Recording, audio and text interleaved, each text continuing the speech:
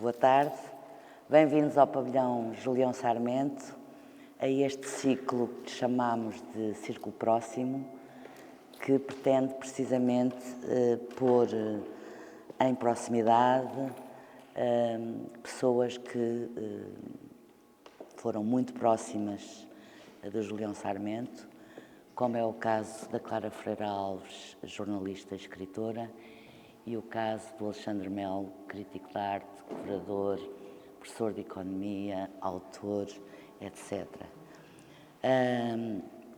E a ideia é sempre também falarmos, não só, nem é tanto a questão, digamos, da amizade, embora ela também tenha todo o cabimento que se fale dela, mas da relação que o Julião Sarmento tinha com determinadas áreas do saber, e nomeadamente com a literatura. E, portanto, hoje a Clara focar-se-á na questão da literatura e o Alexandre tem a incumbência de falar do Julião Sarmento como espectador, como curador que também foi. Portanto, o artista que também se pôs muitas das vezes no lugar de quem observa, de quem comissaria, de quem escolhe outros artistas, e esta coleção é, desde logo, uma evidência disso. Vamos começar pela Clara. E Clara, há assim uns autores muito óbvios, conhecendo a obra de Julião Sarmento, que o Julião tinha como referência. Claro que o Casanova, a Bienal de Veneza de 1997, ele parte do Casanova para a exposição que criou para o Pavilhão de Portugal em Veneza. Por exemplo, Ernest Hemingway também retirou de uma entrevista do Ernest Hemingway, exato, uma entrevista à Dorothy Parker, a expressão Grace Under Pressure. Portanto, o Bataille, também, pronto, conhecendo a obra do Julião, é inevitável perceber que o Bataille era um dos seus autores. O Jorge Luís Borges, de que ele também numa entrevista fala como um dos seus autores de referência, mas isto é o que eu sei e tu sabes muito mais, e é isso que eu quero que nós queremos ouvir. Bom, boa tarde a todos e obrigada por terem vindo. Eu conheci o João nos idos de 80, mas o Julião nos idos de 80, já não consigo precisar exatamente o quando, lembro-me do quê, enfim, nos anos 80, em Lisboa, o Frágil, toda aquela confusão da liberdade. E eu, na altura, dividia um bocado o mundo entre pessoas que leem e pessoas que não leem. Hoje já não? A minha tribo eram as pessoas que liam. Não, hoje não mudou com ninguém. Porque já ninguém lê. Ou pelo menos leem telemóveis. E a minha tribo eram as pessoas que liam. Era com quem eu andava, havia livros, discutiam-se livros. Também se discutiam filmes, e o Julião tinha esse lado. O lado cinéfilo do Julião era igual ao lado literário do Julião. Ambos eram muito fortes nele. Ele era hiperbólico, nunca se podia discordar, e quando gostava de um autor era o máximo e tinha que ser aquele. Mas lembro-me que gostei logo do Julião por causa dos livros, de ser uma pessoa que lia, além de ser um artista, era alguém que lia. E lia, gostava dos mesmos autores que eu. Tu referenciaste o Casanova. Curiosamente, o Julião tinha um dos lados do cristal, que era a inteligência do Julião, era seguramente o Casanova. E todo aquele Robocop mesiano, a multiplicidade visual que isso implica, que é muito grande. Se nós percebermos o Casanova, só podemos falar de multiplicidade, de coisas que se encadeiam umas nas outras, personagens que deslizam umas pelas outras. E um livro é isso também. Mas lembro que nós entrosámos imediatamente, foi com os autores americanos e ingleses, porque na altura houve, tanto no Reino Unido, tanto na Inglaterra, como em Londres, no fundo, como em Nova Iorque e na Califórnia, apareceram uma série de escritores interligados, muitos deles com artistas, e que romperam com os cânones anteriores da literatura. E isso apareceu tudo nos anos 80. Isto é antes da SIDA, antes dos grandes medos da SIDA, antes de Nova Iorque entrar em pânico, e nós próprios, porque nós tivemos de pleno dentro dessa...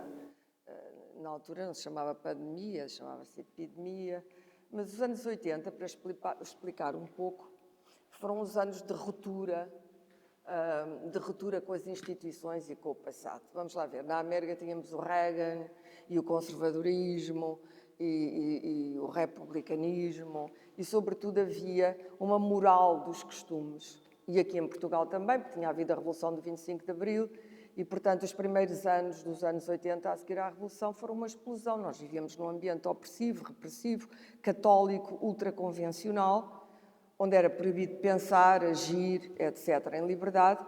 E, portanto, entramos nos anos 80 com uma força e com um ímpeto quase suicidário, para dizer a verdade, porque estávamos a experimentar coisas pela primeira vez, incluindo a viagem. E a viagem, passámos de um país onde não havia livros estrangeiros e onde os livros estrangeiros eram contrabandeados clandestinamente.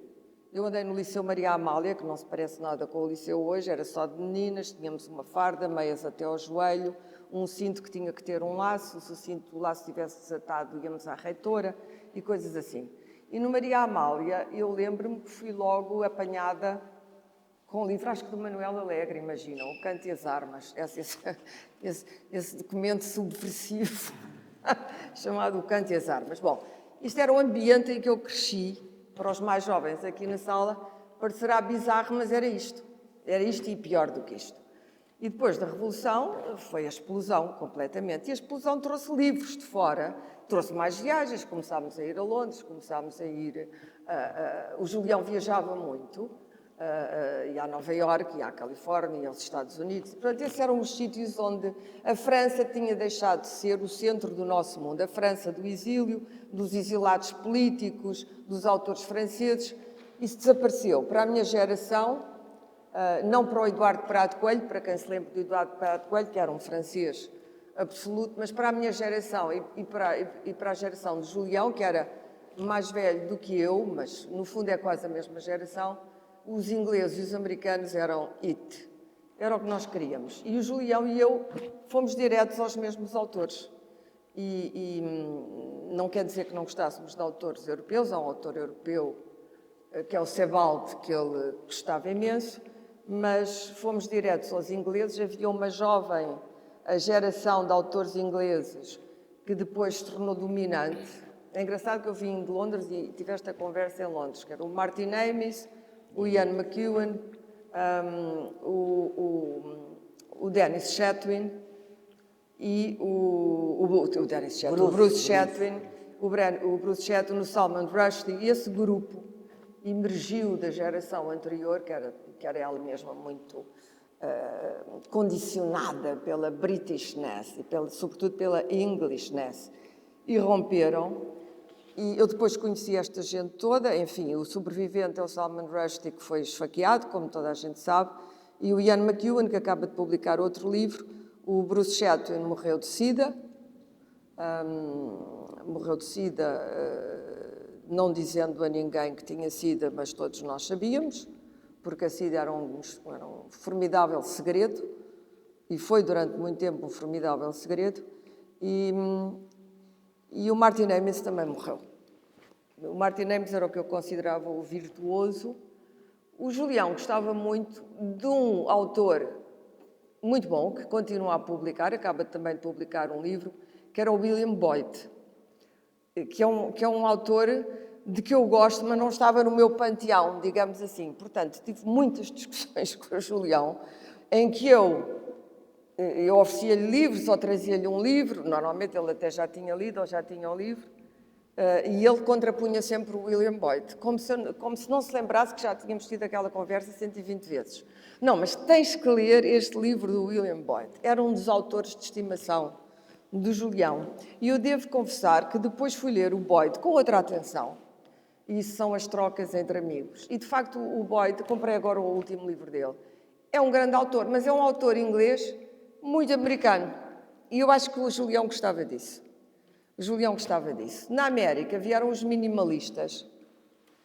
E o Julião, nos anos 80, fez uma série sobre aquele que era o romance impublicado do Hemingway, chamado Garden of Eden, que é um romance estranhíssimo, de uma grande ambiguidade sexual, para quem leu, chocante, justamente pela ambiguidade sexual. E o Julião tem, depois isso teve, eu lembro-me de ver isso exposto em Serralves, mas o Julião fez uma série sobre o Garden of Eden. Aquilo foi para ele um livro determinante, justamente porque vocês têm a imagem do Hemingway, do machão, com a shotgun, nos bares do Ritz, sempre a embebedar-se em lugares de guerra, e, enfim, essa mitologia do grande caçador branco, e este livro não é nada disso. E isso atraiu extraordinariamente a curiosidade do Julião, porque é quase um anti-Hemingway. É outro autor que aparece ali. É um livro que ele não publicou, mas que escreveu perto do suicídio. E é curioso pensar, e as telas são magníficas. Estou a ver uma dessas telas claramente na minha cabeça, porque era muito impressionante, porque era o livro, era essa ambiguidade. E o Julião era muito estimulado por autores e por livros. E a outra série que eu me lembro é uma série sobre o Carver, o Raymond Carver, em que ele vai buscar frases do Carver. Nós gostávamos os dois muito do Carver. O Carver era um discípulo de Chekhov. Não se pode ter melhor mestre do que o Chekhov. Era muito preciso, era um alcoólico, como quase todos os escritores nesse tempo.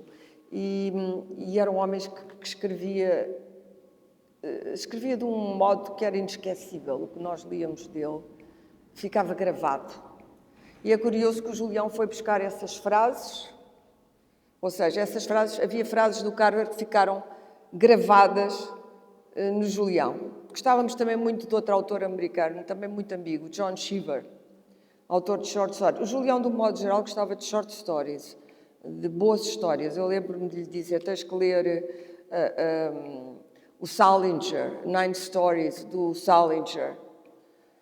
Mas se me perguntarem, e vou terminar para não ficar aqui a falar muito tempo, o que é que eu me lembro mais nas minhas trocas de livros e de autores e de amizade com o Julião? O que é que eu me lembro? Lembro das explosões dele, sentimentais, com as coisas de que ele gostava muito ou de que não gostava mesmo nada. E lembro-me de que uma vez nos encontramos no aeroporto, que eu não me lembro se é o de Londres, se é o de Lisboa. E eu trazia os meus livrinhos, não é? Nós, na altura, não havia, não sei se já havia a Amazon, mas, enfim, não havia a possibilidade de importar livros com a facilidade. E, portanto, comprávamos livros. Eu vinha sempre com um saco de livros, acho que o Julião também comprava livros. E encontrámos no aeroporto, eu acho que em Heathrow, eu trazia um carregamento de Martin Amis e de McEwan. É curioso porque o McEwan era o menos amado desses autores, tanto meu, não é que não seja um grande escritor, mas era o menos amado. E eu disse, não, sabes que eu trago aqui, eu pensando que eu estava a surpreender com a minha velocidade de aquisição, trago aqui o último Martin Amis, evidentemente que o Julião também tinha o último Martin Amis. Ou seja, tínhamos aquilo que se chama afinidades eletivas, digamos assim, e encontrávamos muito nesse bulício das coisas que verdadeiramente que amamos e que na obra de Julião foram determinantes, porque não é possível pensar o Julião sem pensar o Julião dos livros, leitor de livros, portanto, alguém que lia livros, omnívoro, e sem pensar no Julião, porque também houve as discussões, e às vezes os filmes e os livros entravam uns pelos outros, o Julião, espectador de cinema, mas o Julião, espectador, acho que o Alexandre Melo falará a seguir. Obrigada, Clara. Eu peço desculpa, penso que alguns de vós estão com algumas dificuldades de audição. É a primeira conversa que fazemos nesta galeria, só ouvintes, e faz eco. Não sei, João, se pudermos melhorar um bocadinho. Se calhar, eu acho que sem isto se ouve melhor, se calhar. Mas aí fica. Mas não é possível gravar.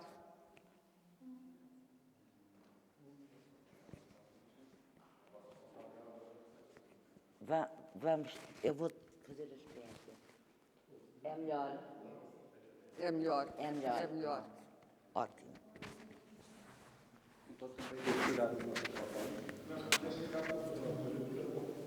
Não está desligado agora. Tens é colocar a voz no fundo da sala. Tens de projetar a voz. Alexandre, não resiste a citar a Julião. Sobre ti. O Alexandre Mel é dos meus amigos mais antigos. Cresceu comigo. Aliás, eu já era crescido quando ele começou a crescer. Mas foi das pessoas que mais e melhor escreveu sobre mim. É brilhante. Dito isto... Bom, tenho que agradecer essas palavras ao Julião e agradecer-te a ti ter citado essas palavras. Também agradecer o convite para estar aqui. Eu é que agradeço. Nós é que E dizer que tenho agradecemos. muito gosto de estar aqui convosco, já nos conhecemos há algum tempo, e também com todas as outras pessoas que tiveram a vontade de nos vir ouvir. Eu conheci o Julião provavelmente na altura que foi tirada aquela fotografia, em 1983. A situação concreta foi uma festa, a festa dos aniversários dos meus 25 anos, que por acaso teve lugar no Trumps. É uma coisa que já ninguém sabe Não era o que uma é. traição. Em todo. Já ninguém sabe o que é, também não é importante agora aqui lembrar. E a partir de então, de facto, tivemos 40 anos de convívio em que, para além de alguns outros aspectos que eu irei referir a seguir, eu considero particularmente importante, até do meu ponto de vista profissional, no que diz respeito à minha relação com as obras de arte, que eu, pelo menos durante 20 anos, vi no estúdio todas as obras que o Julião fez antes delas serem mostradas. Quando eu digo todas, são mesmo todas. Aliás, o primeiro encontro que nós tivemos um encontro, depois ele convidou-me para ir a casa, ao estúdio, mostrou-me tudo o que tinha no estúdio e hoje em dia que ninguém tem atenção, que as pessoas tendem a não ter tempo, nem paciência, nem interesse em olhar para as obras dos artistas, eu faço questão de valorizar isto porque, de facto, o mais importante, independentemente do que nós vamos dizer em termos mais ou menos pessoais, o mais importante de cada artista é a sua obra. E eu lembro-me que eu costumava, aliás, comentar isso até com outras pessoas, assim, não, eu vi todas as obras que o Julião fez durante 20 anos. Depois teve uma circulação internacional já tão ampla que eu não podia passar a vida a ir ver as obras todas que ele ia enviando para todo o mundo.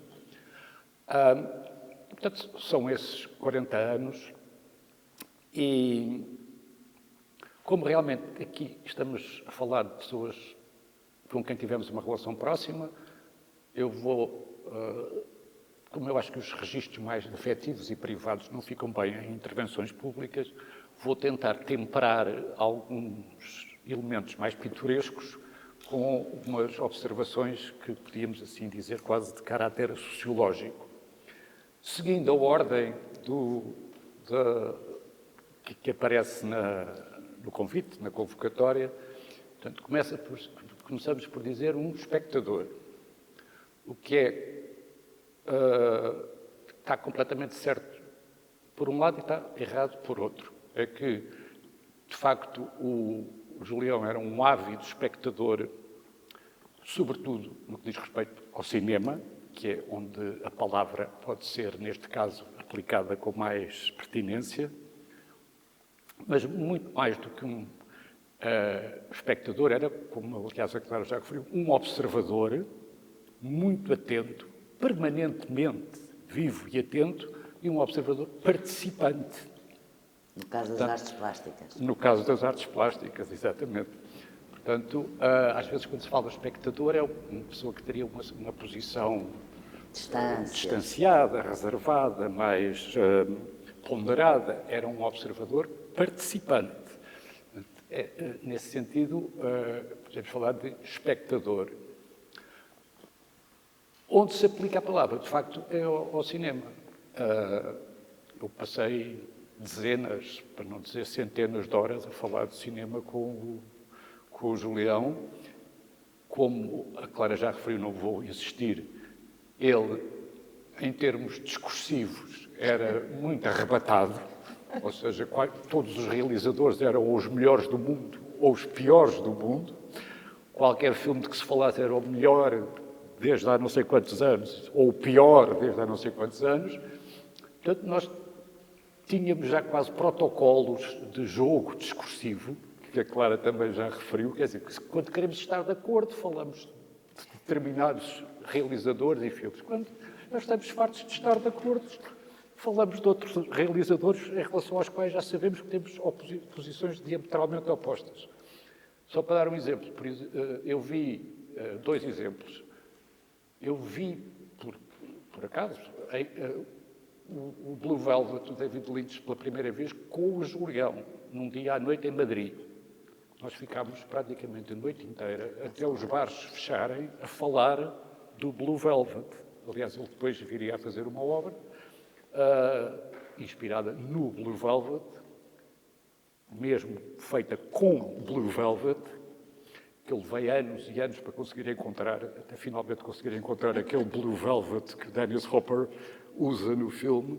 Finalmente lá encontrei aquilo numa loja em Milão, portanto fez uma obra que fica com uma memória dele, do filme, e para mim, dessa nossa conversa. Quando queríamos estar em desacordo, era muito fácil, eu só tinha que começar a falar do John Ford e dos westerns americanos, e como o John Ford resume toda a história do cinema e é um dos maiores artistas de todos os tempos, e começar a dizer nomes de westerns provocava uma fúria que alimentava a conversa durante mais uma hora, se fosse necessário. A cinefilia do Julião tem uma característica peculiar, que depois também se manifesta noutras dimensões da sua presença, que não era um cinéfilo no sentido tradicional dos maníacos da história do cinema, que é um pouco mais o meu perfil.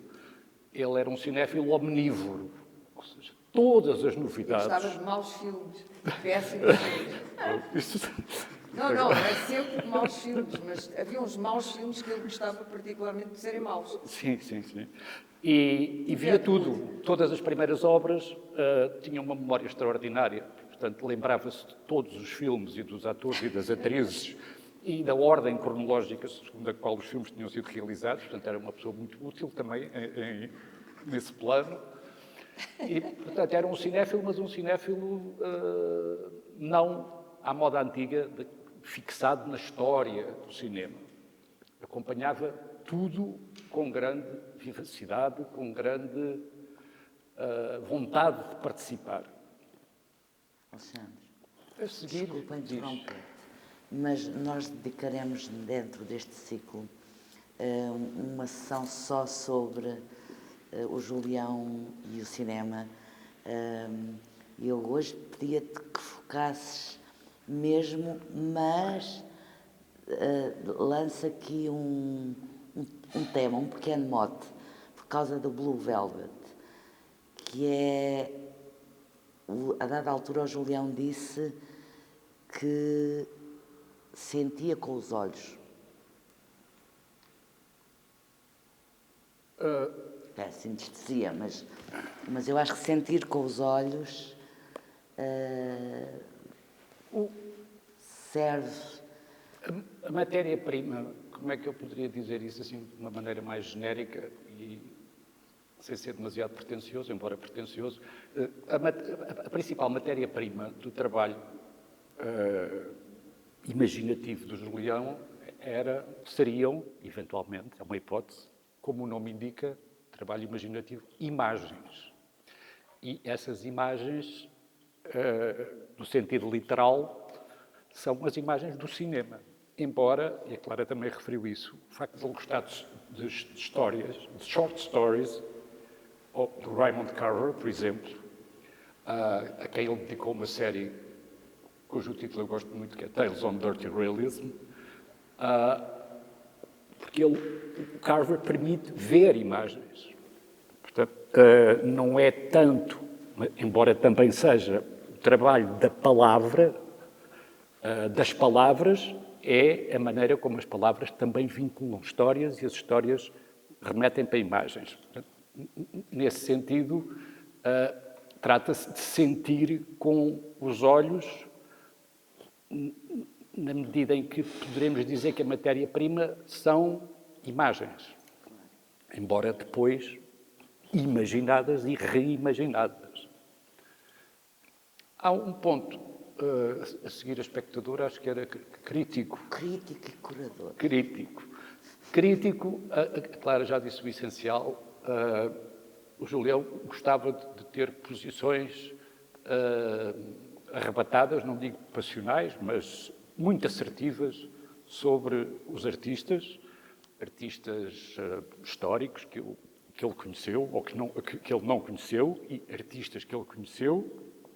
E, mais uma vez, eu queria sublinhar, quer dizer, uma relação passional, a palavra passional é quase sempre despropositada, mas eu diria um grande entusiasmo na relação com os artistas. E também uma grande flexibilidade para dizer o pior possível ou o melhor possível, mesmo de jovens artistas.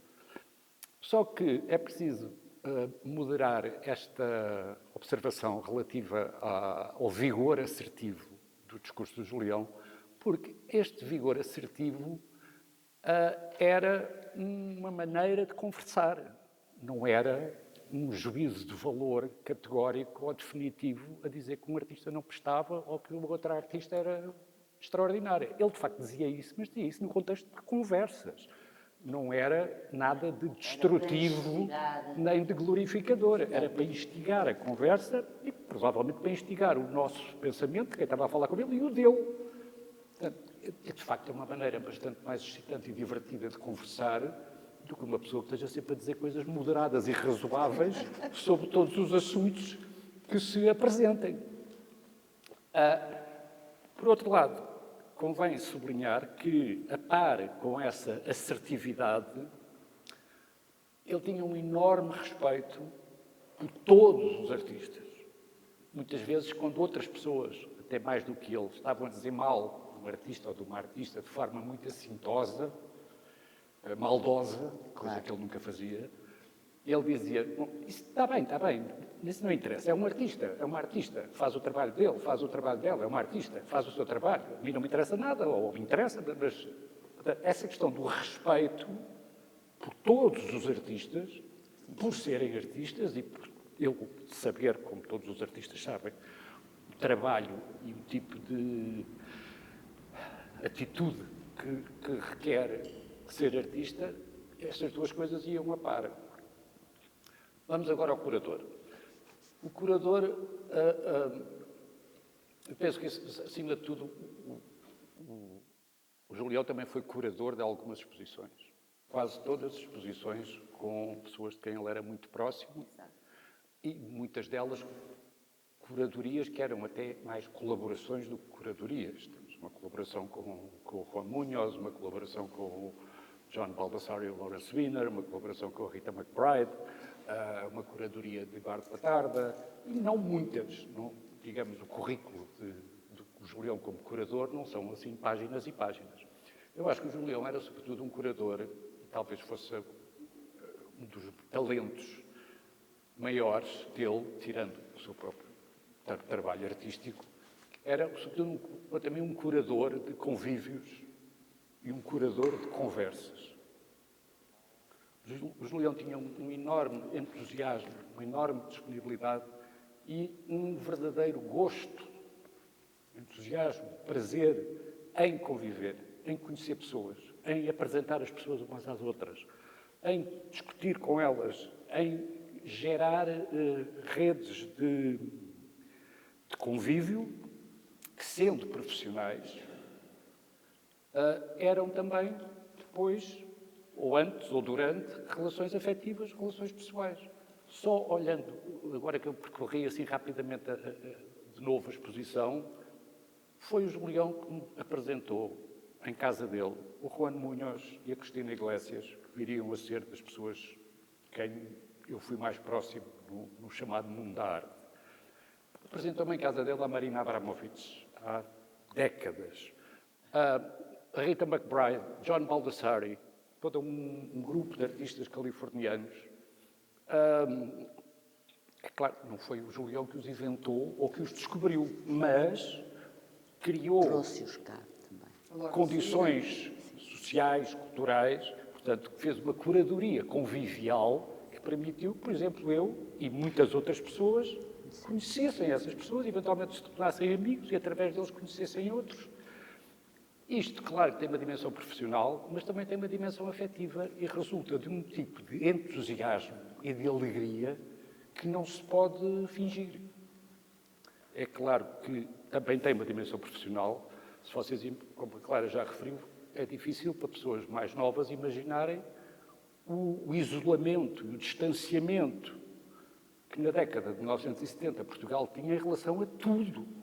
Um artista, o Julião, por exemplo, começou a sua divulgação internacional mandando cartas para os artistas de que ele gostava e dos quais conseguiu arranjar o endereço, porque era a única maneira de comunicar. Isto é quase inimaginável, mas não foi assim há tanto tempo, foi há...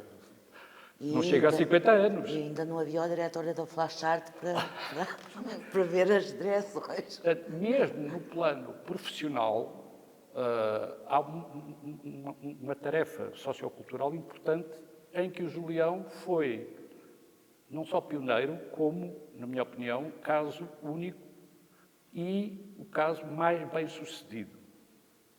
Eu julgo que o Julião foi o artista que logrou atingir um nível mais qualificado de articulação e entrosamento com o que chamamos o mundo da arte contemporânea. Outros artistas tiveram alguma divulgação internacional, mas sob formas específicas que correspondem a canais específicos. Em termos de inserção, articulação, entrosamento com o mundo da arte contemporânea, penso que é um caso exemplar e único em Portugal. Portanto, esta dimensão é importante. Há para concluir, já estou no meu tempo, há um aspecto que, às vezes, pode ser surpreendente ou pode até permitir diferentes interpretações, que é toda a obra do Julião, para quem conheça toda a obra do Julião, tem linhas de coerência e de continuidade absolutamente indiscutíveis.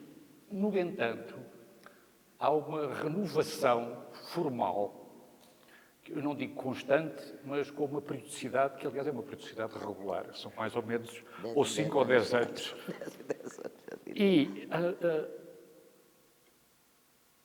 às vezes pode-se pensar, mas não haverá uma contradição, está sempre a mudar, está sempre...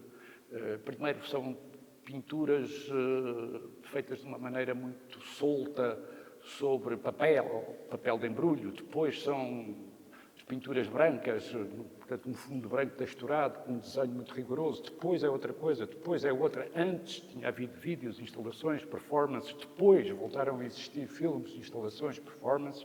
Dizem, mas porquê esta?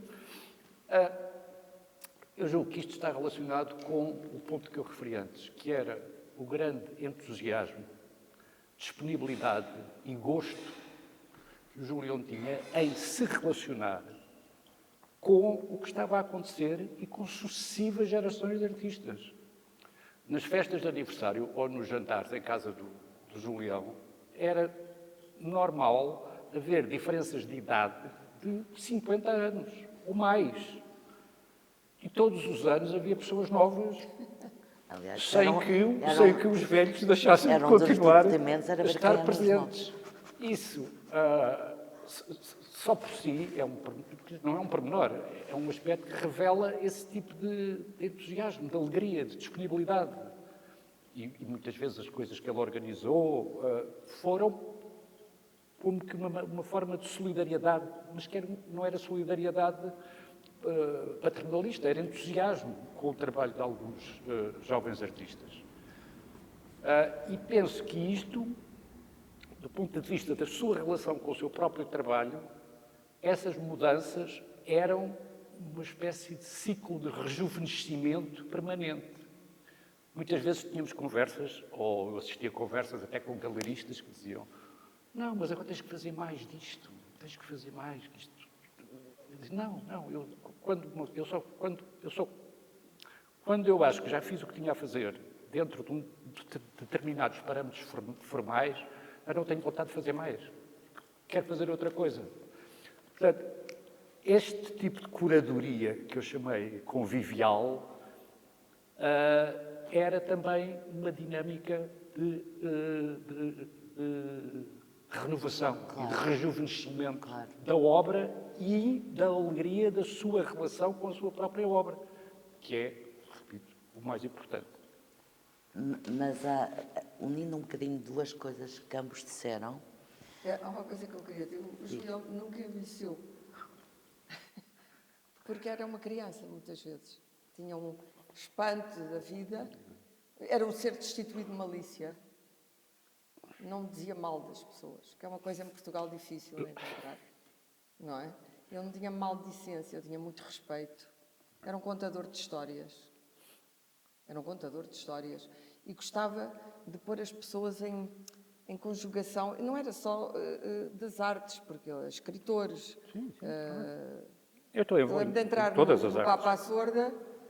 O Julião estava sempre com alguém interessante. Olha, esta é a minha amiga Cindy Sherman. A Cindy Sherman é uma contadora de histórias.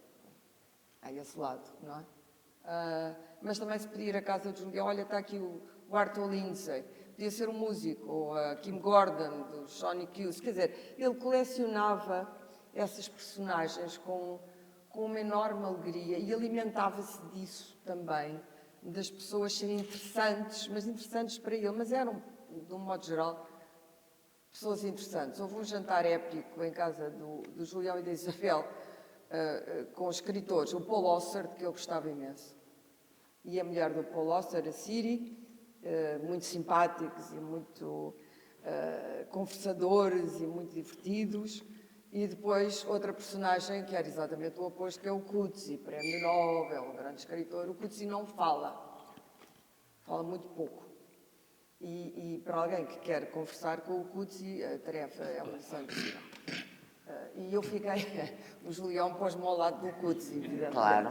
E eu disse, pronto, vai ser, o Auster estava ali, eu não conseguia conversar com o Auster, e estava aqui o Coetzee, que era assim uma espécie de preponderância. Não é que ele não seja correto e amável, mas a própria história de vida do Coetzee, enfim. E eu disse, ok, o jantar todo, porque para já não podemos conversar com escritores que admiramos muito, é sempre uma desilusão tremenda. E depois, porque aquilo, eu pensei, ou ele veio, que já aconteceu noutros jantares em que o Coetzee estava presente, que eu tinha tido conhecimento, ou ele aniquila completamente o jantar com o silêncio, ou eu tento puxá-lo para uma coisa qualquer. E puxei para uma escritora em que estávamos os dois em posições opostas. Portanto, aquilo, a certa altura, eu consegui conversar com o Coetzee, mas com ele a contradizer-me. E o Julião estava divertidíssimo, claro, do outro lado da mesa. Divertidíssimo, com o Auster, numa grande conversa. O Julião gostava imenso disto, gostava de pôr as pessoas em conjunção, um bocado de um teatro humano, mas isso alimenta a obra dele. Se nós virmos a obra de Julião, há muitas coisas em que há um teatro humano, até na disposição quase geométrica, às vezes de figuras, ou na interligação de figuras e de corpos. A história do corpo é importante, o corpo das mulheres, na obra de Julião. Mas as conversas, o vampiro que era o Julião da vida, não se limitava à conversa com mulheres, eram mulheres, homens, antes pelo contrário, não interessava, era tudo aquilo que pudesse mantê-lo vivo e entusiasmado. E ele era uma pessoa muito entusiasmada. Ele, de facto, nunca envelheceu. Ele, até ao fim, mantinha um entusiasmo juvenil, ou mesmo infantil, que eu acho o melhor de tudo, e um riso. O Julião tinha um riso de criança. Quando estava verdadeiramente contente com uma coisa qualquer, tinha um riso infantil. E lembro muito bem do riso do Julião, é até das coisas de que eu me lembro mais, mas nunca era um riso malicioso, mau, vindicativo. Era sempre um riso quase protetor, não sei se é a palavra exata. E é o riso do colecionador. O Julião era um colecionador de pessoas, de histórias, de tipos, de figuras.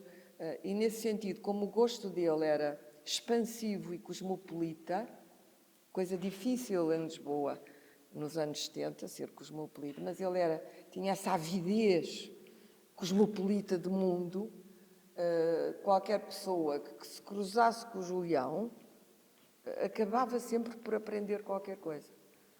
E ele mesmo vivia dessas aprendizagens com os outros, esse cruzamento de experiências eu falei há bocado de afinidades eletivas, mas às vezes não, às vezes era o oposto, haviam disparidades. Mas tudo isso o alimentava e o enriquecia, e tudo isso está em jogo na obra de Julião. E é engraçado porque aquele retrato dele, ele tem um ar aqui que tem os óculos à Lennon, que também são imortais os óculos à Lennon, mas há uma grande passividade naquele retrato, a preto e branco. Ele está completamente destituído, é um grande retrato do Costa Alves, mas está destituído de expressão. Mas aquilo não era o Julião estava sempre em movimento.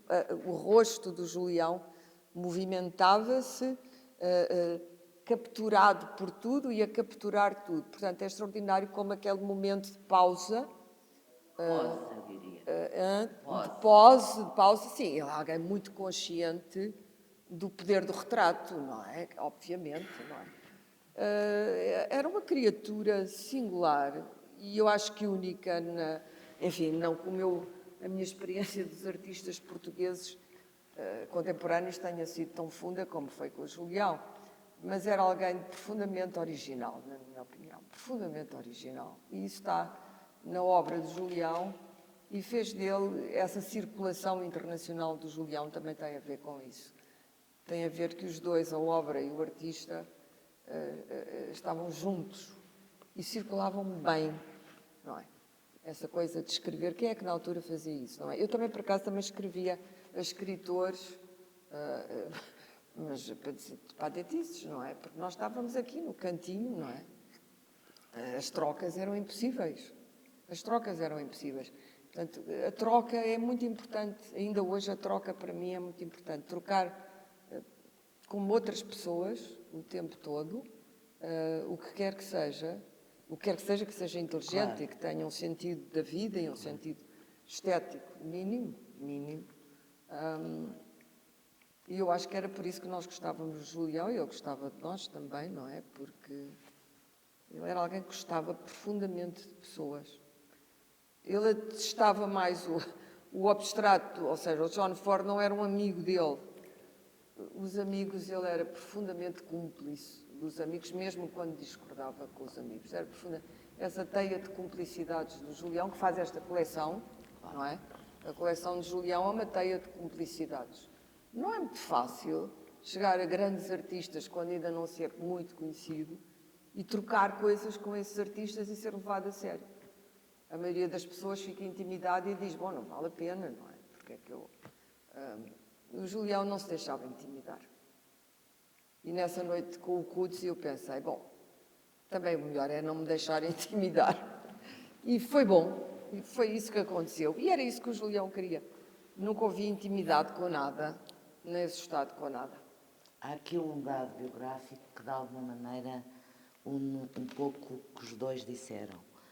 A Clara referiu o Eduardo Prado Coelho e é pela mão do Eduardo Prado Coelho que o Julião Sarmento é convidado a entrar na Secretaria de Estado da Cultura, com o Fernando Calhau, e a fazerem, digamos que a primeira tentativa pós-25 de Abril da criação de um lugar na Secretaria de Estado da Cultura para as artes plásticas. Isto esteve lá há 10 anos, ainda assim. E, portanto, mesmo este início, como de trabalho, digamos que burocrático, mas este início obriga o Julião, desde o início, a olhar para os outros para os outros artistas, como pessoas a apoiar, e como ele tenta, com o Fernando Calhau, criar uma coisa que até hoje é muito difícil, criar o tal lugar cosmopolita dentro do que é uma organização estatal, como uma Secretaria de Estado da Cultura ou um Ministério da Cultura. Mas penso que o Julião fala disso, desses anos e de como teve a necessidade de completamente abandonar esse trabalho para se dedicar inteiramente a ser artista e a começar a poder viajar ainda mais. E o Calhau continuou, porque o Calhau continuou. Continuou no Instituto das Artes. Exatamente. O Calhau e o Julião eram grandes amigos, claro, não é? O Fernando morreu. Eles conheceram-se, mas eram irmãos. Na Escola de Belas Artes. No primeiro ano. É curioso pensarmos na ideia de Secretaria de Estado da Cultura, que em si é um nome terrível. Exato. Mas, na verdade, a cultura de que eles foram funcionários, mas houve mais, o Saramago também foi, o Eugénio de Andrade também foi, que nós vimos do tempo da ditadura, em que a cultura e o Estado eram organismos oficiais de propaganda do regime. Não existia Secretaria de Estado da Cultura, nem validação de artistas. E, portanto, isso também foi um trabalho pioneiro, que depois o Fernando continuou como no Instituto das Artes, se calhar até... Da arte enfim, contemporânea, o das artes já foi depois, já é uma desnerescência. Pois, mas o Calhau é um grande artista e sacrificou, enfim, não muito, porque deixou uma obra notável, mas sacrificou muito para dar a ver outros artistas. Mas ambos tinham essa generosidade. A generosidade é uma característica importante no Julião. Eu acho que essa relação com os outros é uma relação generosa. Mas é generosa, é horizontal e verticalmente generosa, porque ela é generosa no convívio, nele convidar as pessoas para irem lá à casa, ir buscar um vinho muito bom. Lembro-me de é quase um epigrama, de que o Julião tinha lá um vinho ótimo, que era o Coquinhos, e depois, eles queriam mais vinho, e tu foste às caves ao vinho, buscar o vinho, e trouxeste o vinho raríssimo que o Julião lá tinha, que era o Coquinhos. E só vejo o Julião, isto parece Doença de Queiroz, a dizer: ai, estou-me a beber o Coquinhos. Era o Alexandre. Estou-me a beber o Coquinhos. O Julião era tão divertido, era tão bom estar com o Julião. Estou-me a beber o Coquinhos, e estavas. Mas estavas a beber como se fosse água, claro. Não havia decantação, apreciação. E o Julião, com aquele olhar dele, a dizer: o tipo foi-me ao Coquinhos. Nunca mais me esqueci. Uma pessoa desaparece ou vai-se embora e não desaparece. O que nós recordamos dela são estas pequenas coisas. Eu tenho, assim, histórias, momentos, todos eles bons e todos divertidos. Não há um mau momento que eu me... os maus momentos foram postos de lado e, portanto, para mim o Julião são sempre estas histórias magníficas de generosidade, é isso, porque é uma generosidade de alguém que abre a casa, abre o coração, abre o seu tempo, abre a sua vontade aos outros. E isso fez do Julião único, eu acho, não é? O artista enfieldado no seu gênio, na mansarda, levando-se a sério o tempo todo. Não que ele não se levasse a sério, porque sempre se levou muito a sério como artista, mas isso não o impediu de ser aquilo que estamos aqui a dizer, extraordinariamente generoso, curioso e esse colecionador de que eu falei. É preciso generosidade para estar vivo. E ele estava muito vivo. Estava muito vivo. Só uma nota sobre essa pista mais institucional que tu sugeriste, aquilo que na década de 80 se chamava o problema da internacionalização da cena artística portuguesa, e que, em termos mais genéricos, podemos falar a capacidade ou a falta de capacidade de inserção de Portugal nos circuitos mais poderosos a todos os níveis, quer económicos, quer culturais, quer artísticos, em sentido estrito, da arte contemporânea ou das artes. Vamos falar aqui só da arte contemporânea. Essa é uma característica histórico-social de Portugal que não foi, nem creio que alguma vez venha a ser ultrapassado. E as formas de a contrariar seriam a via institucional, por isso é que tantos artistas, durante algum tempo, desempenharam funções institucionais, procurando que houvesse a tal política cultural que havia de permitir a Portugal inserir-se nos circuitos da arte contemporânea, sendo que política cultural é uma coisa que nunca houve e nunca haverá. Portanto, essa questão já está ultrapassada. A questão já não se coloca. Se calhar não é mau, A questão já não se coloca. Já nos desviávamos do nosso tema.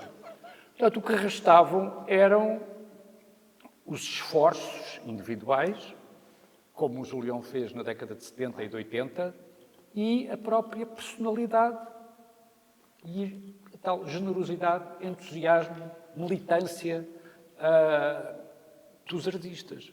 E nesse plano, como tu referiste, o Julião é o único e eu não encontrei nem encontro Substitutos. nenhum artista, já para não falar nas instituições, que elas se mantêm-se iguais a si próprias, com algumas exceções temporárias, nenhuma personalidade, nenhum artista que tenha a capacidade de fazer esse tipo de articulações internacionais, cosmopolitas, ao mesmo tempo artísticas, profissionais, conviviais e afetivas. Eu não, apesar de muitas décadas de ponderada observação sociológica do meio artístico português, ainda não encontrei mais nenhum caso que seja sequer parecido. Há outros casos, mas são exemplificativos de outras coisas, que não vêm agora aqui ao caso.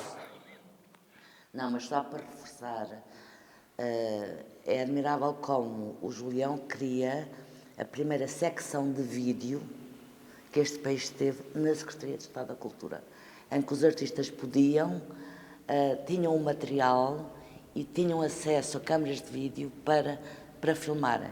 Eu conheço vários que foi através dessas câmaras de vídeo, estamos a falar dos anos 70, finais dos anos 76, 77, 78, 79, 80, estamos nestes anos. Da LIS 81. Exatamente. E da Alternativa Zero, que é feita com grande Ernesto publicidade, Sousa, mas com grande publicidade com o Julião e outros artistas. Houve sempre em Portugal, entre a literatura e a arte, no caso dos surrealistas portugueses, uma grande ligação, mas que tinha a ver com a atitude de resistência ao regime também. Estou a pensar no Cesarini, Alexandre O'Neill, ou seja, essa gente vivia num gueto, como vocês calculam, não é? Se não tivesse o passaporte caçado, e viviam num gueto em que não tinham interlocutores. E, portanto, que é uma geração muito anterior ao Julião. E essa geração, que são os pioneiros, no fundo, não é? Mas que não tinham nenhuma posição institucional, nem podiam ter, já era bom se não fossem presos pela PIDE, essa geração viviam uns com os outros nos cafés, havia um ambiente de tertúlia quase secreta, mas os artistas plásticos, os escritores estavam, coisa que eu hoje acho que não, enfim, se ainda há escritores, mas se houvesse, não há essa ligação, digamos assim, foi o COVID. Que havia, foi o Covid, uma ligação, ou o Covid ou o Trump, um dos dois. Não havia, enquanto que nesse tempo havia essa ligação, que era uma ligação muito forte, mas que era uma atitude de resistência, mas não era uma resistência militante, no sentido em que eles não andavam na clandestinidade, não eram comunistas. Eu acho importante, porque depois isso perpassou para a geração seguinte. Esses movimentos sísmicos têm ondas de choque. Quer dizer, é quase isso que estávamos a lembrar. O José Cardoso Pires, que 100 anos agora do nascimento, uma vez estava numa pastelaria que havia ali como no poema do O'Neill, que dizia a aventura termina na pastelaria, e terminou mesmo, ele estava ali numa pastelaria que chamava-se uma leitaria do que era Alsaciana. O nome é fantástico também, porque Alsaciana parece um quadro do Gauguin ou do Van Gogh, Alsaciana. E encontravam-se ali e tal, moravam ali por volta do bairro Alto, e veio uma rusga, e por alguma razão devia haver um subversivo na Alsaciana, uma coisa dessas, e foi tudo bem. O José Cardoso Pires acabou na PIDE a explicar-se. E quando lhe perguntaram a profissão, ele disse escritor. E o tipo que o interrogava disse, mas isso não existe. Escritor, isso não existe, não é profissão nenhuma, ninguém é escritor. Portanto, vocês estão a perceber que quando o Julião e o Calhau, a seguir à Revolução, entram numa coisa institucional, o que havia antes era isto. Para um jovem é um bocado difícil de perceber. Mas a razão, e isso também nos levaria, enfim, a outra conversa, a razão porque eles vão para a Secretaria de Estado da Cultura é a convite do Eduardo Prado Coelho e do João Vieira. Já o Eduardo Prado Coelho já era o pioneiro, não é? Também, francófono, e o Eduardo Prado Coelho foi sempre alguém que militou pelo lado institucional, foi conselheiro, bons tempos, foi conselheiro cultural em Paris, foi sempre alguém que se preocupou também com generosidade em falar dos outros, não é? Em escrever sobre os outros. Esse mundo era, primeiro com as limitações geográficas, depois com as limitações, mas não a limitação da falta de liberdade, mas os anos 80 tiveram essa riqueza, essa luz, que eu acho que foi de que eu beneficiei, de que o Alexandre Melo... Nós éramos uns pacóvios, esta é a verdade. Hoje não sei o que é que somos, mas éramos uns pacóvios e saímos desse estado larvar, do provincianismo que ainda hoje se nota na atitude cultural e institucional portuguesa e noutras. O provincianismo é uma das nossas evidências, mas saímos desse provincianismo, desse gueto, porque decidimos viajar. Viajar dentro do nosso quarto, lendo, vendo coisas, sabendo o que estava. Não havia internet, não havia telemóveis, não havia nada, não é? Nem sequer televisão de jeito. Quando chegou o fax, foi ótimo. E, portanto, telex, quer dizer... E depois viajando e absorvendo o que havia de bom lá fora. Isso foi muito importante para a nossa formação e foi muito importante, mas não sei se isso não é um non sequitur, se isso teve descendência, essa atitude. Não, talvez o Alexandre possa dizer se há ou não hoje essa atitude vampírica de ir buscar o melhor que se está a fazer no mundo naquela altura e tentar aprender alguma coisa com isso. Eu não sigo muito hoje as atitudes. Eu faria 2 comentários que vão em sentidos opostos. O primeiro, para sublinhar que há fatores de continuidade, como seja a completa inépcia institucional em termos de políticas culturais, já para não falar do panorama político em sentido mais amplo, que se mantém, e uma posição de subalternidade absoluta de Portugal em qualquer coisa que tenha uma dimensão global. Isso mantém-se. É verdade, como disse, que personalidades como a do Julião eu não conheci mais nenhuma, nem conheço. No que diz respeito a estes aspectos que nós referimos. Mas há uma outra coisa que também não podemos desvalorizar, é que, para utilizar uma linguagem mais sociológica, a estrutura do mundo da arte e da cultura, na atualidade, é completamente diferente do que era nos anos 80 ou 90. Ou seja, essa ideia a própria ideia de um mundo da arte contemporânea, onde se podem fazer relações, estabelecer redes, estar dentro e ter um conhecimento mais ou menos exaustivo de tudo o que é importante, atualmente isso é impossível. Porque o grau de diversidade, de pluralidade, de fragmentação dos mundos das artes E de quantidade. é tal que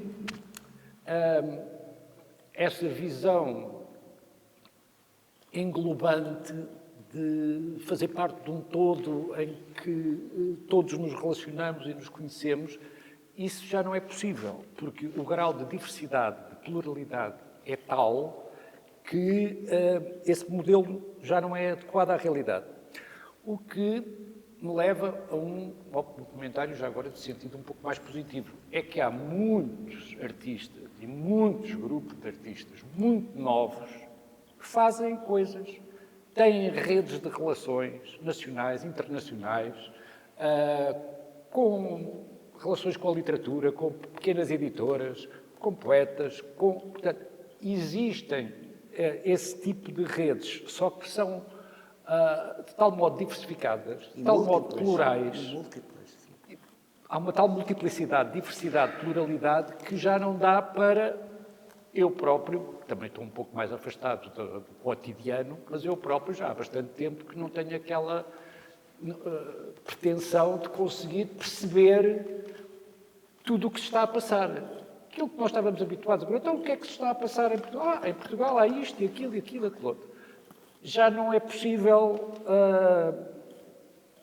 ter a pretensão, que sempre foi ilusória, mas que era, mais ou menos era plausível, de abranger a totalidade das coisas. Eu, de vez em quando, conheço artistas, ou poetas, ou escritores, ou não se sabe bem o quê, que estão muito empenhados e muito entusiasmados, ou cineastas, a fazer as suas coisas com os seus grupos de apoio, de amigos, portanto, também não vale a pena sermos demasiado derrotistas, porque há outras coisas que talvez funcionem de outra maneira e, se calhar, a nossa disponibilidade tem que ser também ela mais multifacetada, ou como é que era? Diz como os políticos, tais abrangente. Tem que ser abrangente. E com os tais, como tu dizias há bocado, os cristais, o olhar, como é que se diz, diamante, que vê para todos os lados e que vê essas coisas todas, mesmo que não consiga unificar uma imagem como nós achávamos que conseguíamos nos anos 70, 80 ou até 90. Mas repara que o Julião trabalha antes, eu acho que é importante, os movimentos woke, a ideologia de género, tudo isso mudou as artes. Não, e ainda está a mudar. E isso eram coisas que não existiam, não é? No tempo em que nós estamos a falar, nos anos 80, nos anos 90, isso não existia, começou a existir mais tarde. E também é muito determinante no que se está hoje a passar no mundo, não é? As formas de comunicação rapidíssimas, que não existiam, o modo como hoje é possível usar o algoritmo para tudo. Por exemplo, o Prémio Nobel que foi hoje anunciado, é um húngaro, enfim, que eu nunca li, Krasnoyarski, mas já sabia que era ele que ia ganhar, porque há um sistema de apostas, ou seja, a literatura tem um sistema de apostas, não, nos Bookers mesmo, isto não é anedota, em que há uma lista com 10 ou 15 escritores, o Houellebecq, o Rushdie e tal, que nós sabemos que não vão ganhar, e depois há os de topo, que normalmente são 2 ou 3 que ninguém conhece, que ninguém ouviu falar, mas que têm a particularidade, que são aqueles que têm uma... Se tu disseres que são aqueles que ganham, ganhas menos. E depois há uns que estão cá em baixo. O Paul Simon era o último este ano.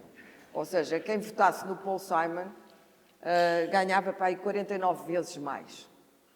Porque o Paul Simon só estava lá para encher o chouriço. E no topo acho que vinha o que ganhou. E depois pode-se apostar e ganhar dinheiro com os escritores. Estou a falar a sério, isto não é brincadeira. E porquê que estes estavam no topo? Não é que toda a gente esteja a ler é porque normalmente são escritores que estão inseridos num sistema repressivo ou autocrático, neste caso a Hungria, e, portanto, há aqui uma conotação política que foi levada ao extremo pelo Nobel e que, a meu ver, prejudica a literatura e prejudica o prémio, mas o prémio é um prémio. Mas hoje é impossível pensar no Nobel sem pensar que há sempre um pensamento que tem a ver com a politização extraordinária do prémio, o género, que temos que dar a uma mulher, temos que dar não sei o quê. Eu, como mulher, até poderia eventualmente beneficiar desse wokeismo. Mas eu acho que isso não tem a ver com a arte. Eu sou, em muitas coisas, sou uma conservadora. Eu acho que a arte é qualquer coisa de luminoso na sua qualidade ou não é. Como diziam os surrealistas, ou é ou não é, acabou. E de subversivo também. Tem que ter qualquer coisa de subversivo. E não pode ser por cota. Não pode ser por cota. Mas isso hoje domina claramente tudo. Claramente tudo. Domina a literatura, os agentes literários recebem autores, mas têm que obedecer a um determinado perfil, se for africana. Eu uma vez estive com um agente em Londres por causa do meu romance, e ele disse-me esta coisa, disse, bom, se você fosse africana, mas negra, lésbica era o ideal. Eu disse, pois, infelizmente,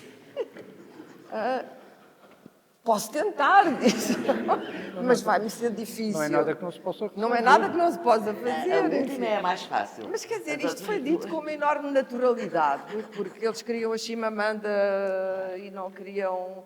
E dizem, mulheres neste momento da Europa, nem pensar.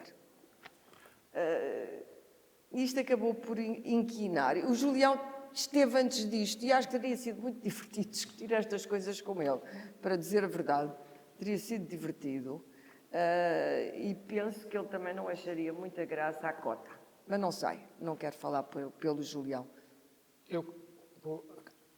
Voltando ao Julião, e na sequência do que eu tinha dito antes, essa questão da abertura à diversidade, à pluralidade, a abertura em si mesma, como dinâmica de generosidade ou de entusiasmo, é algo que se notou no Julião, no seu trabalho mais recente e nas suas dinâmicas de interação social e cultural mais recentes. A diversificação, a colaboração com a arquitetura, performance, cinema, trabalhos em colaboração ou suscitando a interação com artistas mais jovens, essa permanente atenção a artistas mais novos, a artistas que estão a aparecer. Nós muitas vezes tínhamos conversas em quem é que tinha conhecido primeiro um artista com 20 e tal anos ou 30. Quem é que conheceu primeiro o Gabriel Abrantes ou o Vasco Araújo? Não conheces, mas é o melhor artista desde que apareceu nos últimos 10 anos. Eu disse, conheço, claro que conheço. Então, fui à casa dele assim que ele chegou a Lisboa. Portanto, era esse tipo essa disponibilidade, atenção multifacetada, não subordinante, é uma grande qualidade que ajudou o Julião, e pode ajudar qualquer pessoa, a manter-se mais desperto e a ter uma experiência mais divertida e mais alegre da realidade. Acolher essa diversidade, pluralidade, aceitar a incapacidade de dar conta da totalidade a partir de um ponto de vista unificador e em termos de juízo de valor genérico, mas ir andando, conversar, ver os artistas mais novos, sobretudo, ficam quase emocionados se tu lhes pedires para ir ao estúdio ou se eles não querem combinar um encontro para te mostrarem o trabalho todo deles. Porque ninguém quer saber, Ninguém quer nem, saber. nem sequer os curadores, nem os bem críticos já não há. Mas mesmo os curadores não têm tempo. Portanto, ninguém vai ver, conversar. É das maiores queixas que eu ouço de artistas mais novos, é precisamente essa. Ninguém diz nada, as pessoas nem olham, passam assim de relance. Portanto, se houver a tal disponibilidade, generosidade, entusiasmo, a realidade mexe-se, as pessoas mexem-se, os artistas fazem, lá não sei o que é que eles fazem, mas fazem aquilo que os artistas fazem. É só questão de nós estarmos disponíveis e bem dispostos. Tem que estar online. Se não estiver online... Isso aí eu já não... Estando, Eu gosto de ir lá ver. estando disponíveis e bem dispostos, eu passaria a palavra para esse lado e, portanto, qualquer questão que ponham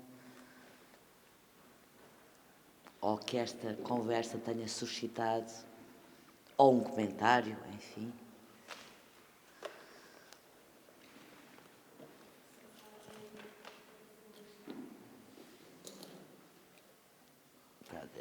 É quebrar o Eles gelo. são tão Não. tímidos. O Christopher Hitchens veio a Portugal e fez uma coisa na casa de Fernando Pessoa completamente polémica e achou que ia ter, normalmente, Claro, uma 30 reação, pessoas a a reagir. apedrejá-lo. E ficou tudo em silêncio beato. E eu disse, os portugueses são muito estranhos. Mas para nós é bom, não temos que dizer mais nada. Faz parte, o nosso temperamento é, de um modo geral, é bastante cordato, não é? Mas que não é nada o Se anglo-saxónico. calhar devia ter dito coisas provocatórias. Não. Não, fica para outra, não, fica tá para outra bom. ocasião. Para outra Tá ocasião. bom. Então, deixa-me só dizer uma coisa. Falou sobre a questão do corpo, mas a mulher é uma coisa muito importante na cultura mundial. Muito. Acha que ele não estava já, de alguma forma... Mas não era por wokeismo, não era por causa. É porque ele tinha. O corpo da mulher era para ele uma paisagem que lhe interessava enquanto artista. O corpo, o movimento, o gesto, a beleza ou a ausência da beleza, isso interessava-o como artista, mas não como feminista, digamos assim. Eu era feminista na altura, acho que nunca tive com o Julião uma conversa sobre a libertação da mulher. Porque o Julião, para ele, a mulher sobre a qual ele trabalhava já era libertada. Enquanto que as mulheres da Paula Rego, como nós sabemos, são outras mulheres, não é? Os corpos das mulheres da Paula Rego. Há na Paula Rego, a série sobre o aborto, que é de uma enorme violência, há um statement feminista, que é muito bom e que não perturba a obra da Paula Rego um bocadinho. Mas no Julião não há um statement que tenha a ver com isso. Não há um statement feminista, nem antifeminista. É pessoal, é um encantamento com a forma feminina e com a atitude feminina, o que não quer dizer que não haja homens, mas para ele o corpo da mulher era uma construção geométrica e sentimental que lhe interessava. Mas não tem a ver com isso. Aliás, nós podemos fazer o spinning disso ao contrário, que é, a certa altura, alguém olhar para aquilo e achar que há ali um aviltamento do corpo feminino. Eu lembro que fiz um texto pornográfico para o Julião, para uma obra dele, uma coisa bastante violenta, e isso podia ter um spinning oposto, não é? Depende do que é que nós consideramos ser a pornografia. Grande discussão que eu tive com o Julião, tal como eu, tínhamos a mesma opinião. O Julião detestava o erótico, odiava o erotismo, mas compreendia e podia eventualmente apreciar o pornográfico. Esse foi o ponto de partida para a nossa colaboração. Uma atitude, por exemplo, feminista intransigente, provavelmente teria objeções a isto. O ponto de vista ideológico não era o do Julião. E ainda bem, não era o de Julião. O ponto de vista do Julião foi sempre um ponto de vista profundamente artístico, esteticamente artístico, emocionalmente artístico, literariamente artístico. Alguma coisa tinha que o tocar. ou pela beleza, ou pelo horror. Eu lembro agora fui rever o One from the Heart, do Coppola, que é um filme, e que eu fui ver com o Julião ao Monumental, na altura. Eu acho que ainda não era do Paulo Branco, antes ainda, o velho Monumental, do Saldanha. E eu disse ao Julião, e ele só dizia, estou a voar, assim com os braços. Estou a voar, estou a voar. Não sei se a Isabel também estava, não. Estou a voar, estou a voar. E é isso. E nós ficámos a voar depois do filme. Eu agora fui rever o filme e pensei, continuo a voar. E esse era o ponto de partida. O ponto de partida era uma interrogação ontológica, sempre ontológica, às vezes até filosófica, se quisermos ser pretenciosos, mas não era uma interrogação ideológica. Não era uma interrogação ideológica porque isso não era o ponto, não. E não é o ponto da arte. Para mim, pelo menos, não é o ponto da arte. Eu olho para o Michelangelo, não há uma... Ou se eu olho hoje até para estive agora em Londres, vi um artista, ativista, negro, militante, que era James Marshall, magnífico artista. Fantástico. Fantástico, woke, quero lá saber, uma qualidade brutal dos trabalhos e que me faz pensar. E, portanto, as coisas não são antitéticas, mas aí temos uma posição que é, em primeiro lugar, artística, mas não é ideológica também. Pode ser ativista, pode ser militante. Eu acho que até mais do que ideológica. Mas não é ideológica. É a palavra agenda, não é não é da agenda. Não é da agenda. Não tem agenda. E é tão forte, é tão singular. Quer dizer, a arte é isso, tem sempre uma captura, ou captura a nossa atenção e o nosso envolvimento, mas nunca a partir de um ponto de vista institucional ou ideológico. Há qualquer coisa da ideologia que é sempre institucional. E o institucional é qualquer coisa... por uma ordem de princípio, ou por duas ordens de princípios, como diria o Eduardo Lourenço, nos deve arrepiar. A posição institucional, devemos conviver com ela, estimulá-la e até fazer com que ela exista e ajudá-la. Mas nunca devemos partir desse ponto. A posição institucional, de um modo geral, é a pior das posições possíveis. No mesmo sentido, eu considero que o entendimento do que era ser artista e do que era a liberdade artística e o trabalho da imaginação do artista, tal como o Julião o pensaria e praticou, era incompatível com qualquer tipo de subordinação a valores morais, ideológicos ou políticos. Não fazia parte da ideia que ele tinha do que era ser artista, estar subordinado a valorizações morais ou moralistas, ou ideológicas ou políticas. É talvez por isso a questão de valorizar positivamente a pornografia. Num livro que eu escrevi sobre o Julião I, eu fazia há um capítulo que é precisamente a confrontar o erotismo e a pornografia, e porque é que aquilo que interessa dentro do quadro de referências de que estávamos a falar é a pornografia. Por outro lado, o Julião acompanhava todas estas dinâmicas, estes debates, lia tudo, como sempre leu, e tivemos uma longa conversa sobre o Paulo Preciado. Portanto, a problemática não lhe era indiferente. Depois, as posições... Não se espantou por o Jeff Koons casar com a Cicciolini. Portanto, isso cabia na abertura à diversidade dos debates em curso. O que estou de acordo é que não seria facilmente concebível para o Julião o trabalho artístico ou a imaginação artística subordinada a agendas ou a valores morais ou moralizantes.